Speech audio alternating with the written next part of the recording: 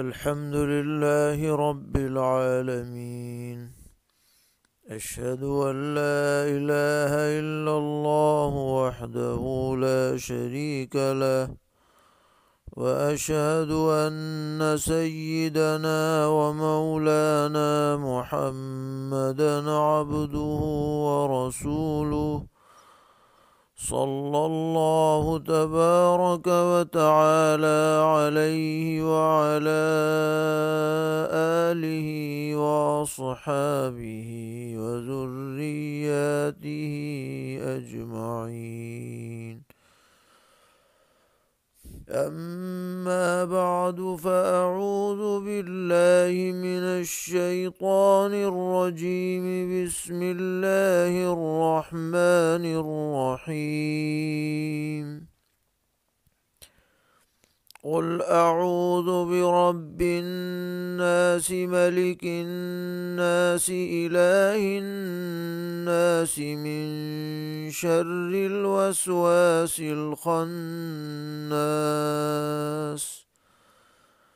الذي يوسوس في صدور الناس من الجنة والناس.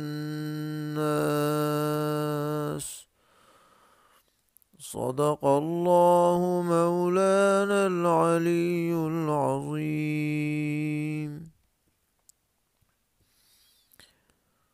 یہ سورہ ناس ہے جو قرآن پاک کی سب سے آخری سورت ہے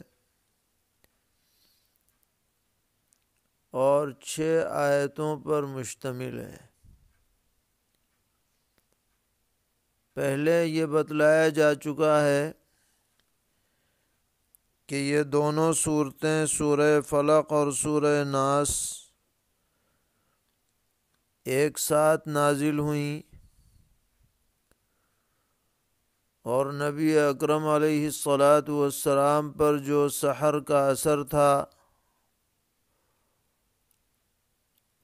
اللہ تعالیٰ نے ان صورتوں کی برکت سے اسے زائل فرمایا، اور واقعہ یہ ہے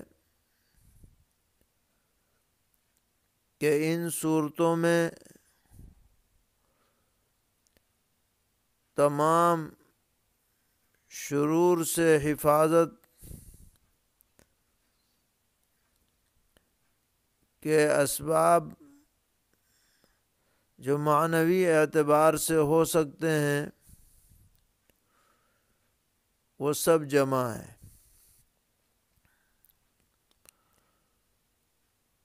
سورہ فلق کے اندر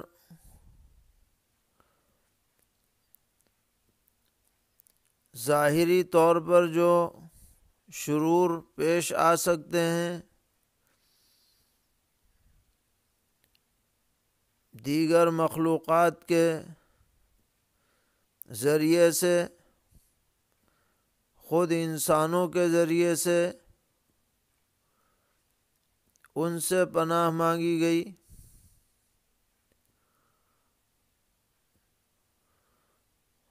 چنانچہ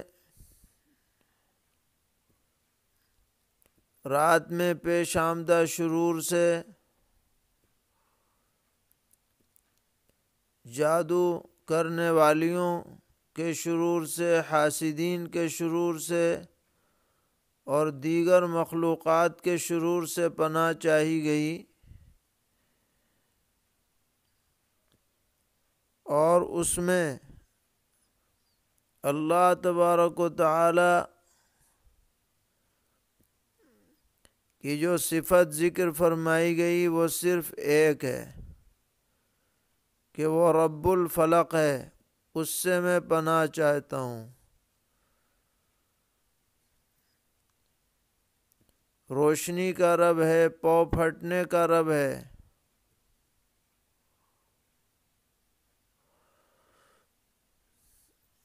لیکن اس دوسری صورت میں جو سورہ ناس ہے،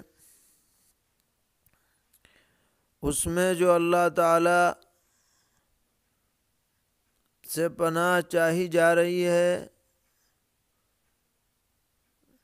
تو لگاتار 3 صفات اللہ تعالیٰ کی ذکر فرمائی گئی ہیں۔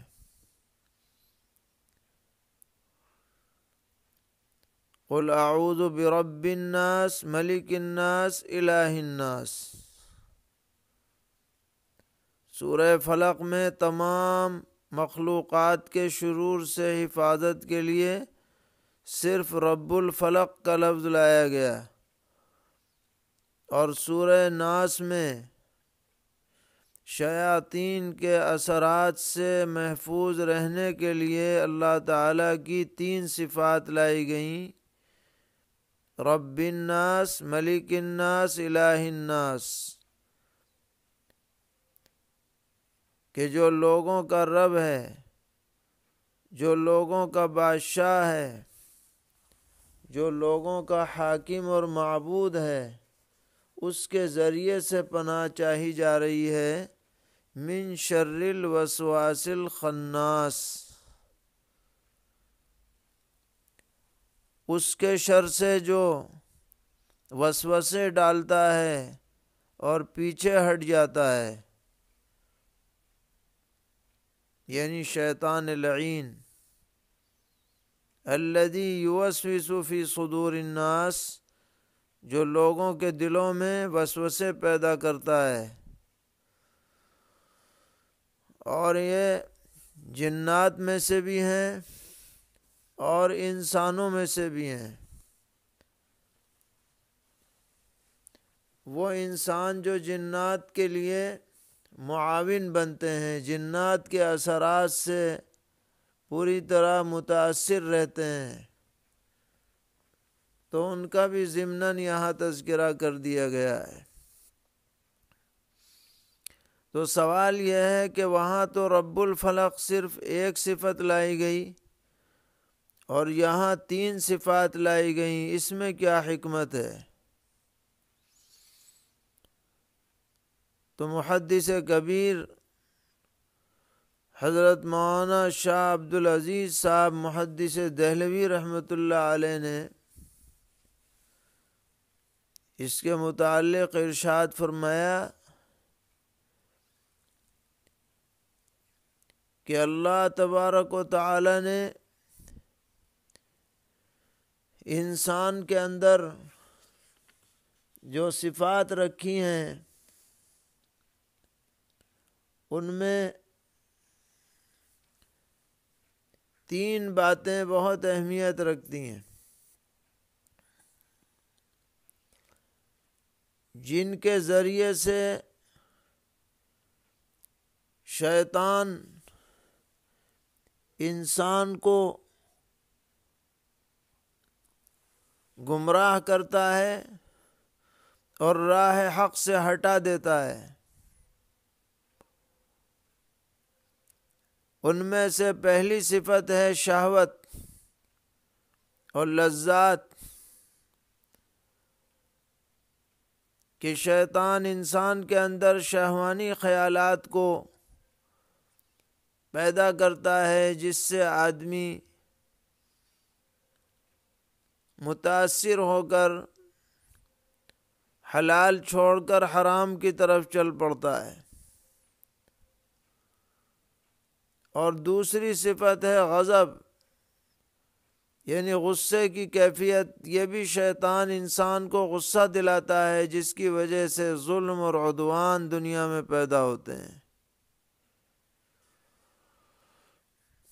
اور تیسری صفت ہے باطل عقائد، نفسانی خواہشات، کج فکری اور کج روی۔ تو یہ تینوں چیزیں دراصل شیطان کا ہتھیار ہیں انسان کو راہ حق سے ہٹانے کے سلسلے میں۔ لہذا ان تینوں کی مناسبت سے اللہ تبارک و تعالی کی 3 صفات لائی گئیں۔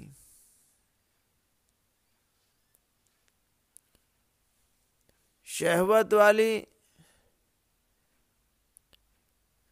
بات کے مقابلے میں رب الناس لایا گیا، کہ اللہ تبارک و تعالی پوری کائنات کا رب ہے۔ جب انسان اللہ تعالیٰ کی ربوبیت پر نظر کرے گا تو شہوت کے اندر بے لگام نہیں رہے گا، بلکہ اپنے مربی اور اپنے محسن کی تعلیمات پر عمل کرنے کی پوری کوشش کرے گا۔ اور اگر صفت غضب کسی انسان پر حاوی ہونے لگے تو وہ ذرا بھی غور و فکر کرے اللہ تبارک و تعالیٰ کی سلطنت اور شان و شوکت اور قوت اور جبروت پر،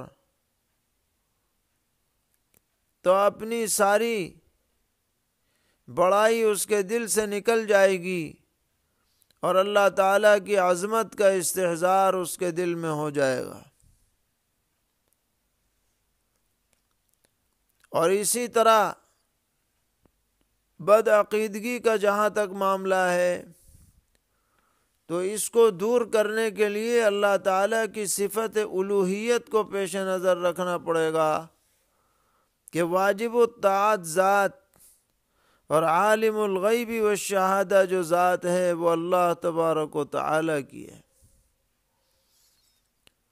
تو اس مناسبت سے 3 صفات یہاں پر لائی گئیں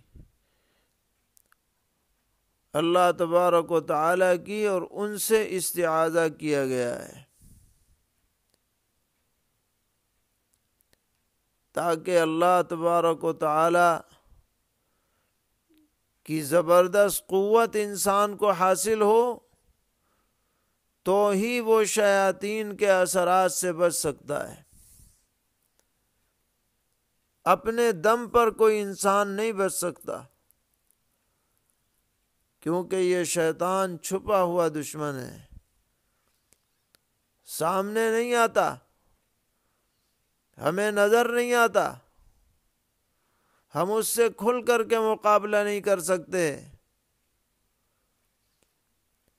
وہ ہمارے اوپر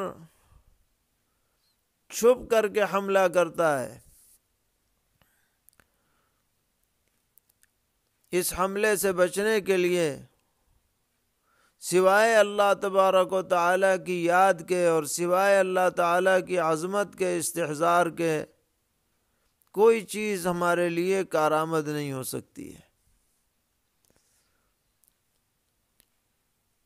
یہ شیطان انسان پر کیسے اثر ڈالتا ہے، اس کی بہت سی شکلیں ہیں۔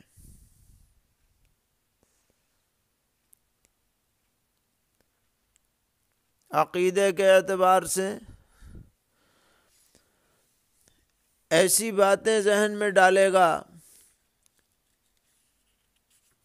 جو انسان کے لیے کسی بھی درجے میں کارآمد نہیں ہے اور مفید نہیں ہے،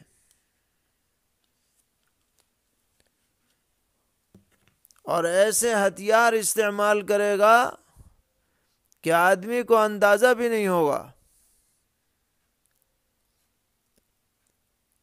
کبھی بظاہر نیکی کی طرف بلائے گا،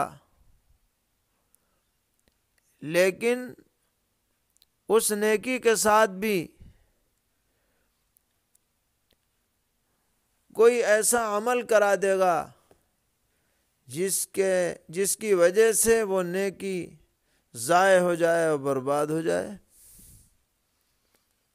مثلا صدقہ خیرات کی طرف بلائے اور پھر فقیر کی حقارت دل میں پیدا کر دے یا فقیر پر احسان جتلائے تو سارا صدقہ خیرات اکارد ہو جاتا ہے۔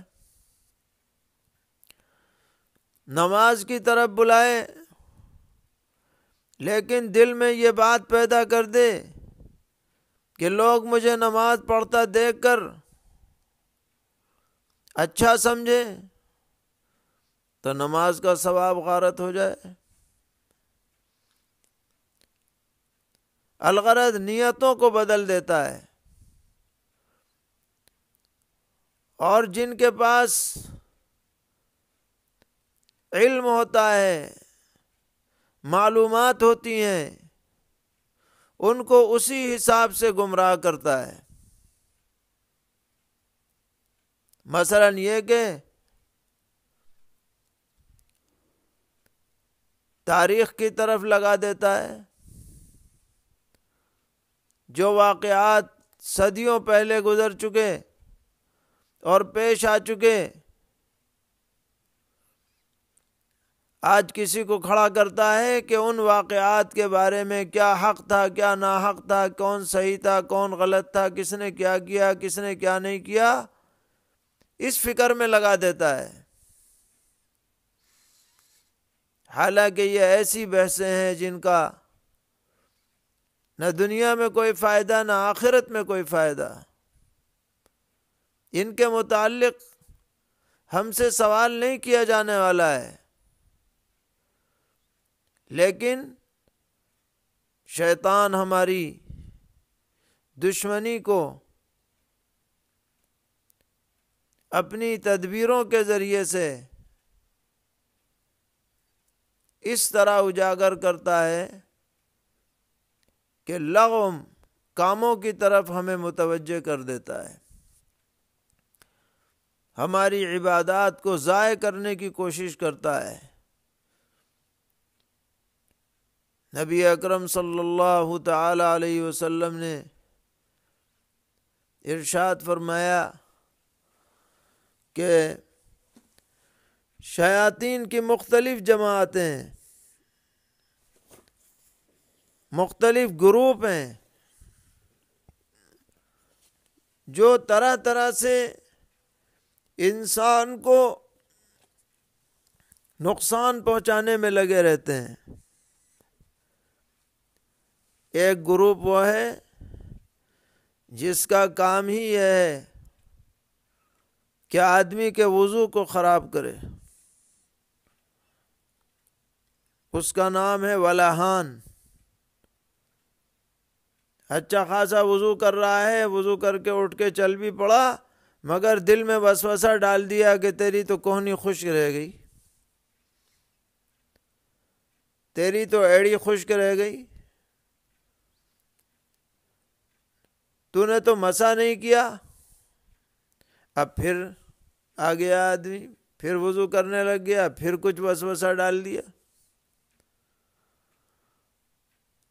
اب جو اس کے وسوسے پر عمل کرتا رہے گا اسے کبھی دلی اطمینان نصیب نہیں ہوگا۔ وہ نماز بھی پڑھے گا تو بھی پریشان رہے گا کہ پتہ نہیں میرا وضو بھی ہوا کہ نہیں ہوا، تو نماز بھی صحیح ہوئی کہ نہیں ہوئی۔ اسی طرح پیغمبر علیہ السلام نے فرمایا کہ جب اذان ہوتی ہے تو شیطان 36 میل دور بھاگ جاتا ہے، اذان کی آواز سننے کی تاب نہیں رکھتا۔ اذان ختم ہو جاتی ہے پھر آ جاتا ہے، پھر اقامت ہوتی ہے جماعت کی نماز کے لیے، پھر بھاگ لے، اقامت ختم ہوئی پھر آ گیا۔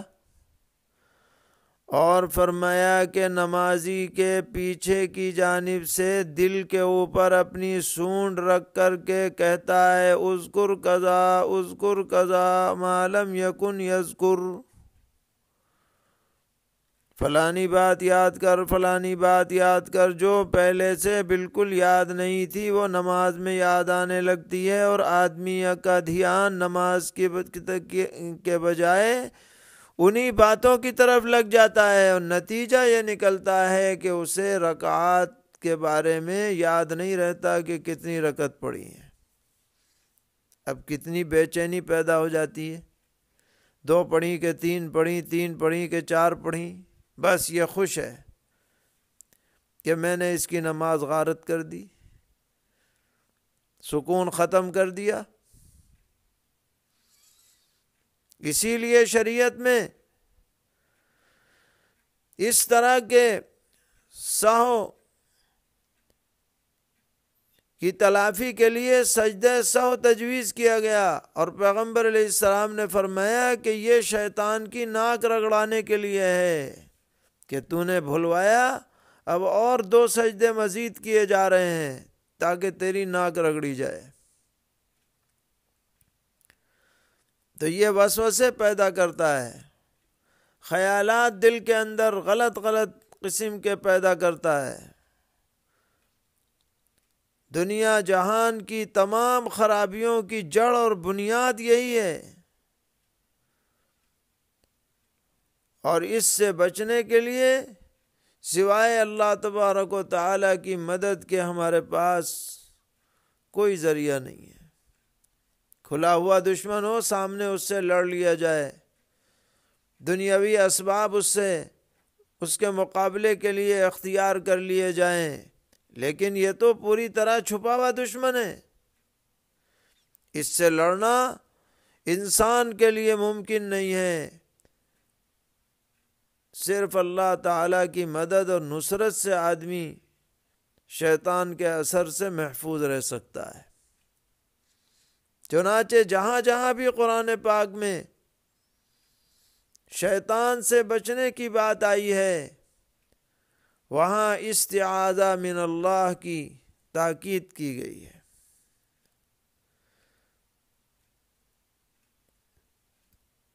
چنانچہ فرمایا گیا وَإِمَّا يَنزَغَنَّكَ مِنَ الشَّيْطَانِ نَزْغٌ فَاسْتَعِذْ بِاللَّهِ، شیطان کا چوکے لگائے تو اللہ کے ذریعے سے پناہ چاہو۔ متعدد جگہ یہ مضمون بیان کیا گیا ہے۔ اس لیے آدمی کو اللہ کی طرف رجوع کرنا چاہیے، خاص طور پر زبان پر اعوذ باللہ من الشیطان الرجیم کا ورد رہے، اور دیگر اذکار اللہ تعالیٰ کے زبان پر جاری رہیں۔ جتنا آدمی ذکر کرے گا اتنا ہی شیطان کے حملے سے محفوظ رہے گا۔ ایک روایت میں پیغمبر علیہ السلام نے مثال دی ہے کہ ایک شخص کے پیچھے دشمن لگا ہوا ہے، اور وہ اس سے بچنے کے لیے بھاگا چلا جا رہا ہے، لیکن بچنے کی کوئی تدبیر نظر نہیں آ رہی، تاں کہ وہ ایک قلعے کے اندر داخل ہو گیا جو بہت مضبوط قلعہ تھا، اور داخل ہو کر دروازہ بند کر لیا تو وہ دشمن سے محفوظ ہو گیا۔ تو آپ نے فرمایا کہ یہ جو دشمن ہے یہ شیطان ہے جو انسان کے پیچھے لگا ہوا ہے، اور یہ جو قلعہ ہے جس میں جا کر وہ دشمن سے محفوظ ہو گیا، یہ اللہ تبارک و تعالیٰ کا ذکر ہے۔ تو جتنا آدمی اللہ کا ذکر کرے گا اور اللہ تبارک و تعالیٰ کو یاد رکھے گا اور اللہ تعالیٰ کی صفات کا استحضار کرے گا اور اللہ تعالیٰ سے مدد چاہے گا، اتنا ہی وہ شیاطین کے اثرات سے انشاءاللہ محفوظ رہے گا۔ تو فرمایا گیا قُلْ أَعُوذُ بِرَبِّ النَّاسِ مَلِكِ النَّاسِ إِلَٰهِ النَّاسِ، آپ فرمائیے کہ میں پناہ میں آیا لوگوں کے رب کی، لوگوں کے بادشاہ کی، اور لوگوں کے معبود کی، من شر الوسواس الخناس،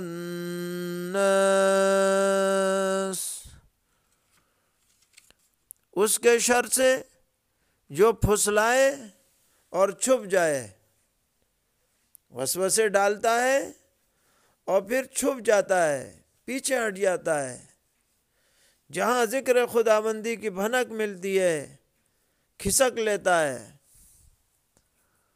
الذي يوسوس في صدور الناس،